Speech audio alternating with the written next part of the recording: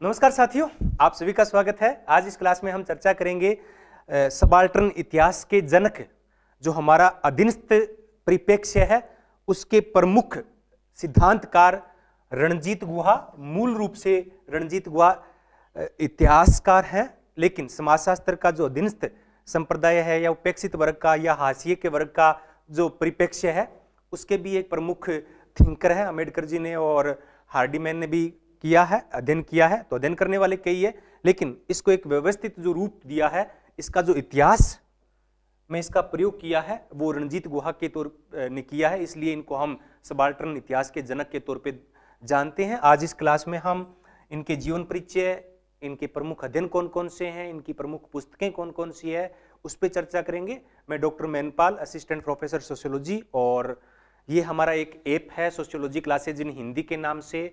हमारा एक Telegram group भी बना हुआ है, तो आपको इन्फॉर्मेशन चाहिए जैसे भी कोई लेटेस्ट है यूजीसी नेट से या किसी असिस्टेंट प्रोफेसर से रिलेटेड या पीजीटी किसी भी लेवल की जो अपने सब्जेक्ट से रिलेटेड है, तो उसको वहाँ पे आपको वो जानकारी है वो मिलती रहेगी। तो आप टेलीग्राम ज्वाइन कर सकते हैं और हमारे यहाँ पे पेड क्लासेज भी होते हैं, तो इस प्ले स्टोर से आप इसको डाउनलोड कर सकते हैं सोशियोलॉजी क्लासेज इन हिंदी के नाम से।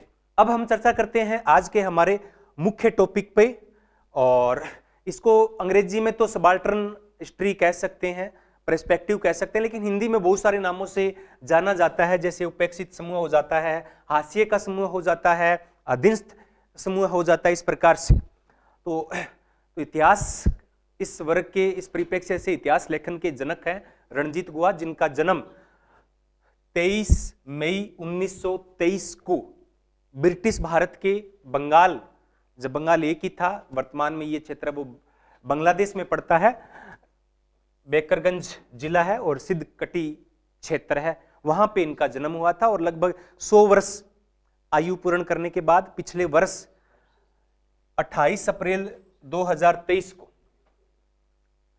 इनका निधन है वो ऑस्ट्रिया वियना के अंदर हो गया है।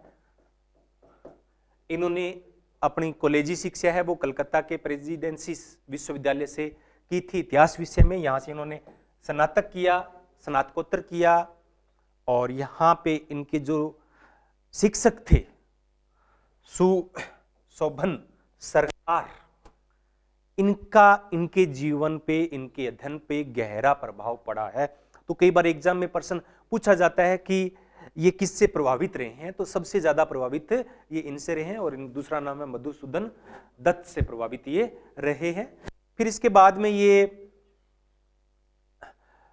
इंग्लैंड के सक्सेस विश्वविद्यालय में इन्होंने अध्यापन कार्य करवाया। फिर वहां से ये ऑस्ट्रेलिया में चले गए, वहां पे research school of Pacific studies Australia national university के अंदर कैनबरा, जो ऑस्ट्रेलिया की राजधानी है, वहां पर इसमें उन्होंने इस स्कूल में या इस संप्रदाय में इन्होंने अध्यापन कार्य है वो इतिहास का करवाया है।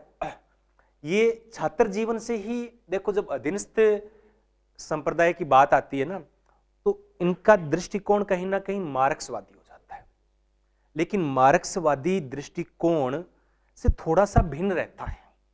ये जो इतिहास लेखन की बात आती है, तो इतिहास लेखन में हमेशा उच्च वर्ग का इतिहास है वो लिखा जाता है, और मार्क्सवादी दृष्टिकोण भी उससे बहुत ज्यादा भिन्न नहीं है।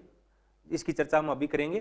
तो छात्र जीवन से ये मार्क्सवादी दलों से जुड़े हुए थे, और कलकत्ता विश्वविद्यालय में इन्होंने इनके स्टूडेंट यूनियन से भाग भी लिया था। बाद में ये भारतीय कम्युनिस्ट पार्टी सीपीआई का इन्होंने पेरिस के अंदर प्रतिनिधित्व भी किया था, और इन्होंने अंग्रेजी और बंगाली दोनों भाषा में लिखा है। इन्होंने मैकफील्ड गुहा, तो इनको बाद में नाम दिया गया था, से शादी की थी। वो भी एक इतिहासकार रही है, विद्वान महिला, विदुषी महिला रही है।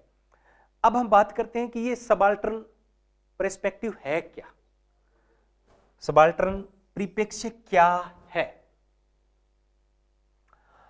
तो रणजीत गुहा ने 1980 के अंदर इस परिप्रेक्ष्य की शुरुआत है वो की थी। इसमें उन्होंने मुख्य रूप से दक्षिण भारत या भारतीय उपमहाद्वीप में जो अध्ययन की पद्धति थी, क्योंकि अध्ययन की पद्धति दो है, ये इतिहास के बारे में कहते हैं कि इतिहास है वो हमेशा अभिजात वर्ग का लिखा जाता है।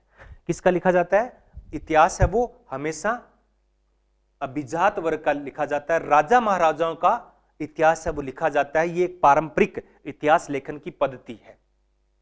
और जब मार्क्सवादी दृष्टिकोण से इतिहास को लिखते हैं तो वो भी क्या करते हैं, जो अधिनायकवाद है उसी का इतिहास लिखते हैं, आम जनता का फिर भी नहीं लिखते।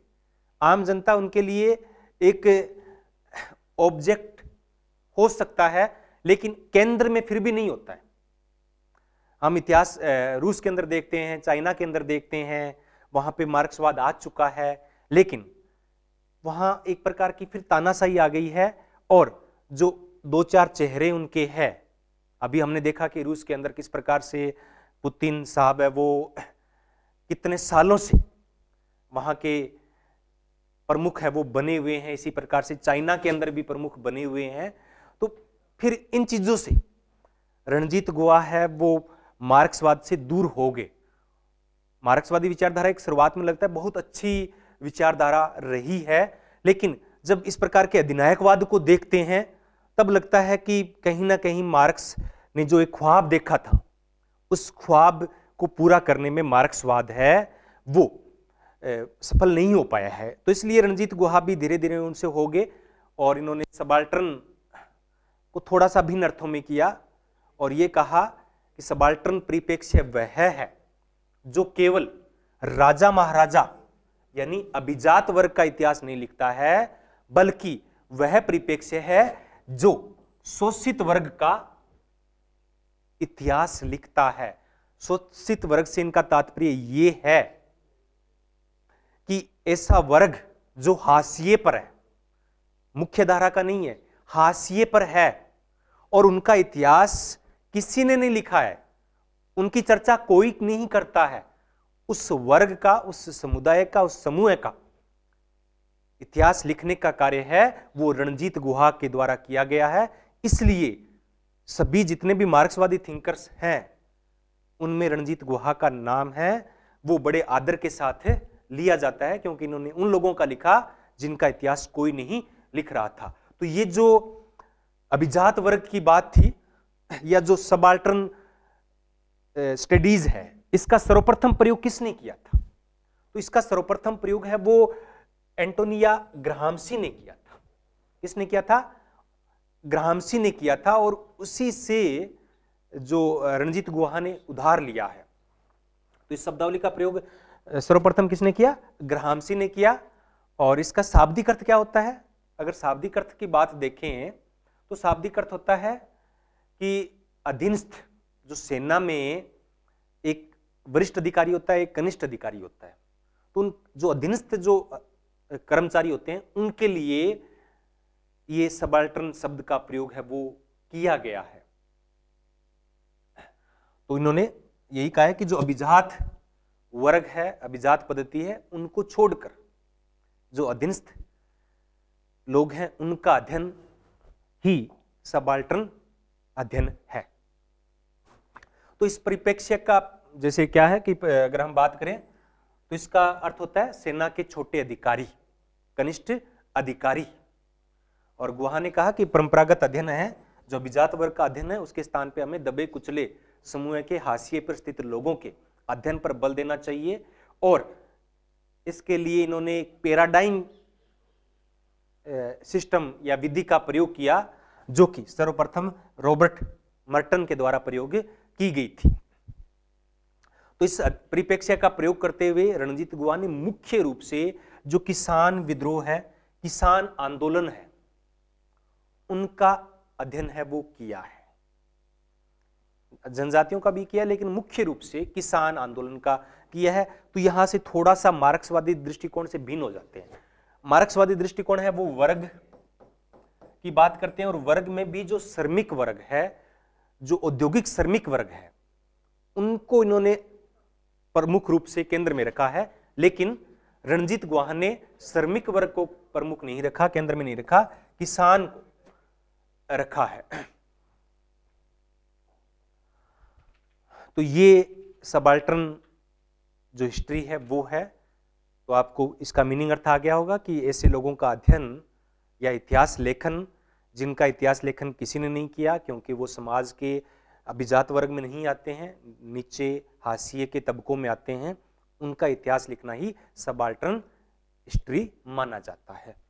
अब इन्होंने इसका प्रयोग कैसे और किन पुस्तकों में किया, यहाँ ये महत्वपूर्ण हो जाता है। तो इनके जो प्रमुख अध्ययन है, प्रमुख जो स्टडीज है, उनका अब हम अध्ययन करते हैं।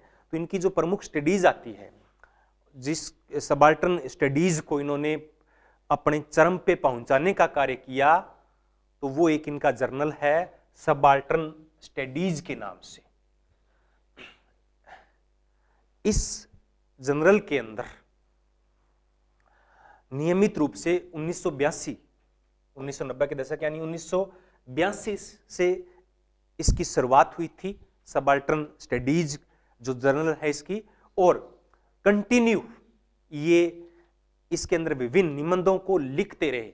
लेकिन जो मुख्य रूप से लिखे गए थे वो 1982 से 1984 के बाद में था। बाद में भी ये कंटिन्यू चलते रहे और बाद में अभी कोई बहुत ज्यादा तवज्जो इनको नहीं मिलती है, लेकिन उस दशक के अंदर इन्होंने काफी काम है वो किया है। एक नियमित जो निबंध है, एसेज है या आर्टिकल्स हैं, उनकी श्रृंखला प्रकाशित होती रही। और पहला जो 1982 में लिखा गया था, बाद में कुल 10 जो श्रृंखला है वो चली। इसकी 10 भागों में ये निबंध है वो प्रकाशित हैं। हाँ, थोड़ा सा मैं आप बताना चाहूंगा कि जो इग्नू की बुक्स है उसमें ये जो भाग है, वॉल्यूम है, वो 11 बताए गए हैं। बाकी सब बुक्स में 10 बताए गए हैं। इग्नू के अंदर 11 बताए गए हैं और ज्यादातर अन्य जो बुक्स हैं उनमें 10 बताए गए हैं। तो अपने को 11 ही मानना चाहिए। तो इसमें कुल 76 निबंध है वो प्रकाशित हुए थे। तो इनमें रणजीत गुहा तो थे ही थे, इनके अलावा Partha Chatterjee, David Arnold, David Hardiman, Gyanendra Pandey, Dipesh Chakrabarty, Gautam Bhadra, Gyan Chakrabarty, Gayatri सिपवॉक और शाहिद अमीन, ये प्रमुख लेखक हैं जिन्होंने अपने आर्टिकल्स इस जर्नल के अंदर प्रकाशित करवाए। पहले जो 6 खंड थे उनका निर्देशन है, एडिशन जो एडिटर थे वो यही रणजीत गुहा थे। बाद के और थे, बाद में ये वहां से हट गए थे। तो जैसे कि पार्थ चटर्जी ने लिखा है इसके बारे में, nationalism, thought and the colonial world. तो इस प्रकार से और सभी ने अलग अलग प्रकार से निबंध है वो लिखे हैं और उनको पुस्तकों के रूप में भी प्रकाशित करवाया है। अब ये जो सबाल्टर्न स्टडीज है उसको 2 कैटेगरी में विभाजित किया जा सकता है। पहला जो चरण था, फर्स्ट जो फेज था, उसके अंदर सांस्कृतिक अध्ययन विधि अपनी जो कल्चरल स्टडीज अप्रोच है, जिसकी चर्चा हमने परसों की थी, तो इन्होंने इस अप्रोच से लिखे गए थे। और द्वितीय जो है, क्योंकि ये हमने देखा था कि जो सांस्कृतिक अध्ययन विधि है वो एक क्या है, एक क्रिटिकल अप्रोच से लिखती है, एक आलोचनात्मक व्यू से लिखती है। और जब आलोचनात्मक व्यू की बात आती है तो उसमें अधीनस्थ वर्ग का ही इतिहास लिखा जाता है। और द्वितीय चरण में जो प्रवचन विमर्श है, डिस्कोर्स एनालिसिस है, जिसमें फूको आ जाते हैं और अन्य बहुत सारे आ जाते हैं, तो उन विचारकों ने इसमें किया है मुख्य रूप से जो संरचनावाद वाले थिंकर्स हैं वो इसके अंदर आ जाते हैं। इसके अलावा जब इतिहास की बात आती है तो इतिहास को गुहा ने बहुत, जो हमारी पौराणिक कथाएं हैं उनसे उठाया है। रामायण के, महाभारत के पात्रों का प्रयोग भी रणजीत गुहा ने अपने अध्ययन में किया है। जैसे बंगाली भाषा में लिखा था इन्होंने, प्रेम ना अपमान, हिंदी में होता है प्रेम या विश्वासघात। तो इसमें जो राम और सीता का प्रसंग है, जिसमें सीता को वहां से श्रीलंका से आने के बाद में वापस घर से निकाल दिया जाता है, तो उस प्रसंग का प्रयोग है वो रामचंद्र गुहा ने किया है। इन्होंने बंगाली भाषा में लिखा है और हिंदी भाषा में भी लिखा है। डोमिनेंस विदाउट हेगीमोनी एक लेख है, इसमें उन्होंने किसान विद्रोह का अध्ययन किया है और दो परिप्रेक्ष्य किसान के जो विद्रोह थे, जो किसान आंदोलन थे, उनको लिखने के, उनके अध्ययन के दो परिप्रेक्ष्य हैं। अब आप ये सोच रहे होंगे कि हम किसान आंदोलन को हमारे राष्ट्रीय आंदोलन के तौर पे देखते हैं, और हमने कहा, हमारे जो इतिहासकार हैं उन्होंने कहा कि भारतीय किसानों ने क्या किया, स्वतंत्रता आंदोलन में भाग लिया और अंग्रेजों के खिलाफ वो लड़े। और तो ये क्या हो जाता है, ये औपनिवेशिक परिप्रेक्ष्य हो जाता है। तो क्या ब्रिटिश लोगों ने ऐसे किया? ब्रिटिश लोगों ने ऐसा नहीं लिखा। जो ब्रिटिश परिप्रेक्ष्य था उसमें कहा कि किस प्रकार से जो लोग थे वो विद्रोह कर रहे थे और उन विद्रोहों को दबाया गया। उस दबाने को उन्होंने मुख्य रूप से लिखा है कि किस प्रकार से ये अनैतिक कार्य कर रहे थे, ये लोग कानून विरोधी कार्य कर रहे थे, तो इन लोगों को सबक सिखाया गया। और जब भारतीय परिप्रेक्ष्य की बात आते हैं तो हमने कहा किस प्रकार से हमने अंग्रेजों की गलत नीतियों का विरोध किया। तो ये दो परिप्रेक्ष्य हैं जिनका प्रयोग रणजीत गुहा के द्वारा किया गया है। अब इनकी एक पुस्तक है जो इनका मुख्य शोध है, और यहां से ही ये कृषक आंदोलन पे लिखना, अध्ययन करना प्रारंभ कर देते हैं। इसका नाम है बंगाल के लिए संपत्ति का एक नियम, the rule of property for Bengal. पूरा नाम है the rule of property for Bengal, an essay on the idea of the permanent settlement. 1963 के अंदर ये पुस्तक है वो प्रकाशित हुई थी। तो यहां पे ये बंगाल के अंदर जो व्यवस्था थी संपत्ति को लेकर, जिसको अंग्रेजी में बोलते हैं परमानेंट सेटलमेंट, या उसको हिंदी में कहेंगे स्थायी बंदोबस्त, जो बंगाल में लागू थी ना जमींदारी प्रथा, उसको लेकर इन्होंने अध्ययन किया है। जो स्थायी बंदोबस्त था बंगाल के अंदर, उसका अध्ययन इन्होंने अपने अध्ययन में किया है। और जो अन्य पारंपरिक अध्ययन थे उनको उन्होंने चुनौती दी कि आपने इनका सही अध्ययन है वो नहीं किया। तो ये इनका अध्ययन था वो लंबे समय तक औपनिवेशिक अध्ययन और उपनिवेश के बाद भी शामिल रहा है, क्योंकि इसी का परिणाम माना जाता है नक्सलवाद। और नक्सलवाद का स्टार्टिंग में समर्थन भी किया था रणजीत गुहा ने, जो आंदोलन था। हाँ, बाद में वो दिशा भटक गए तो हो सकता है उनको निराशा भी रही होगी। तो ये औपनिवेशिक और औपनिवेश के बाद में प्रमुख अध्ययन माना जाता है किसानों के लिए, और इस परिप्रेक्ष्य का प्रयोग करते हुए। तो ये मानते हैं कि जो किसानों का जो विद्रोह था, किसानों का जो असंतोष था, वो स्वतःस्फूर्त विस्फोट नहीं था, बल्कि औपनिवेशिक जो शोषण और दमनकारी नीतियां थी, जो उनकी सामाजिक आर्थिक संरचना थी, उसके विरोध में एक प्रतिशोध का संगठित रूप था। तो ये जो पुस्तक है और ये जो इनका अध्ययन है, जिसमें उन्होंने स्थायी बंदोबस्त व्यवस्था के विरोध में जो किसानों के आंदोलन हुए, किसानों के विद्रोह हुए, किसान जो असंतोष था, उनका बहुत ही मार्मिक चित्रण किया है। और इस वजह से ये जो पुस्तक है वो औपनिवेशिक काल और उपनिवेश काल के बाद में भी इतिहास की एक उत्कृष्ट कृति मानी जाती है। तो ये हो गया, तो ये इनकी पहली पुस्तक थी। बाद में एक पुस्तक और लिखते हैं ये हिंदी में, जिसका अर्थ होता है औपनिवेशिक भारत में विद्रोह के प्राथमिक पहलू, elementary aspects of peasant insurgency in colonial India, 1983 के अंदर। इस पुस्तक में ग्रामीण क्षेत्र के अंदर जो किसान संघर्ष हुए थे उनको इन्होंने लिखा है। और इसमें इन्होंने लिखा है कि विद्रोहियों के जो उद्देश्य थे और उद्देश्यों को समझने में जो विफलता क्यों रही, क्यों अन्य जो थिंकर्स हैं या इतिहासकार हैं वो इन विद्रोहियों के उद्देश्यों को सही तरीके से नहीं समझ पाए। तो इस समझने की विफलता को दूर करने का प्रयास है वो रणजीत गुहा के द्वारा किया गया है एलिमेंट्री एस्पेक्ट्स में। तो इसे इतिहास लेखन में कहा गया है कर्षक विद्रोह के विरोध। औपनिवेशिक शासन ने, मैंने अभी बताया था कि औपनिवेशिक शासन हम भगत सिंह को, चंद्रशेखर आजाद को, महात्मा गांधी को, पंडित जवाहरलाल नेहरू को स्वतंत्रता सेनानी मानते हैं, लेकिन जो ब्रिटिश शासक थे, ब्रिटिश इतिहासकार थे, इन्होंने ऐसा नहीं कहा।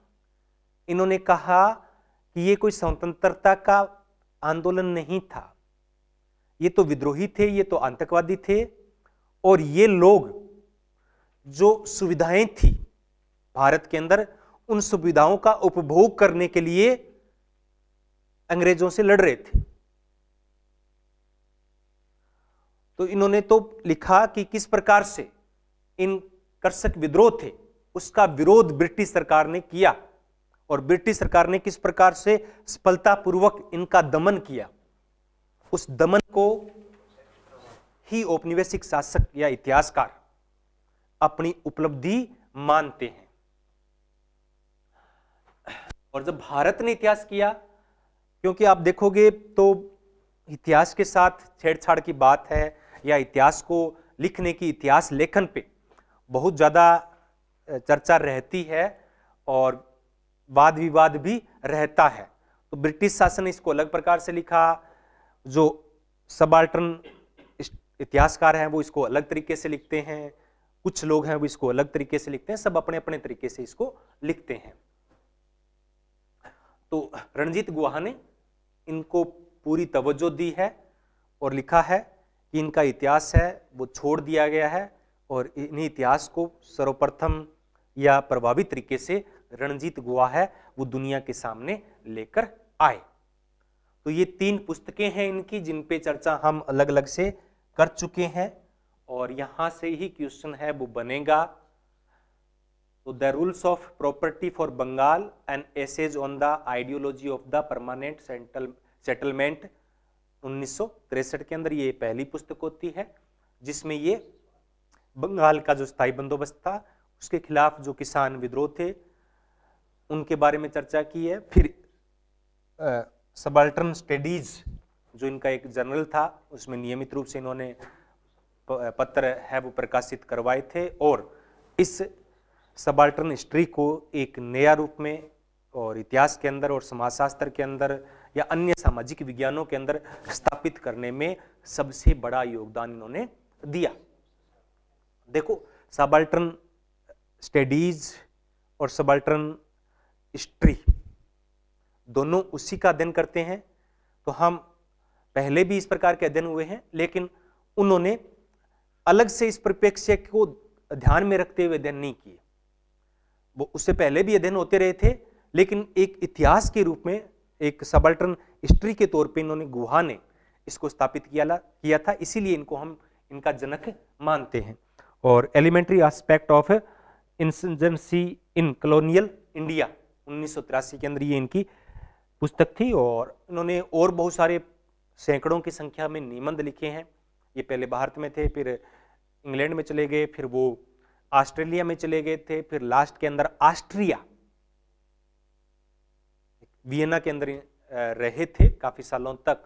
इन्होंने दुनिया भर के जो मार्क्सवादी थिंकर्स हैं, सिस्टम है, उनको अच्छी तरीके से समझा है, और दुनिया के अंदर जो जो बड़ी घटनाएं हुई है उनका इनके जीवन पे बहुत ज़्यादा प्रभाव रहा है। चाहे वो जापान के पर जब बम गिराए जाते हैं तो इससे भी ये काफ़ी व्यवस्थित होते हैं, और दुनिया के जो मार्क्सवाद का असर उन्होंने देखा तो इससे भी इनको काफ़ी आघात है वो पहुंचा।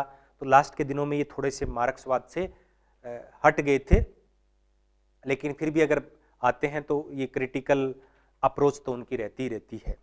कुछ और इन्होंने राइटिंग या एसेज लिखे हैं, तो ये प्रमुख और है इनके प्रेजेंट इंसर्जेंसी है, the ideas of subaltern perspective है, द इमर्जिंग सबाल्टर्न पर्सपेक्टिव है। इन सब पे इन्होंने निबंध है वो लिखे हैं और विस्तार से इन पे चर्चा की है। तो ये आज की हमारी क्लास थी, शायद आपको अच्छी लगी हो। अच्छी लगी है तो लाइक कीजिए और चैनल को सब्सक्राइब कीजिए। आपने इतने प्रेम से मुझे सुना, इसलिए आप सभी का बहुत बहुत धन्यवाद।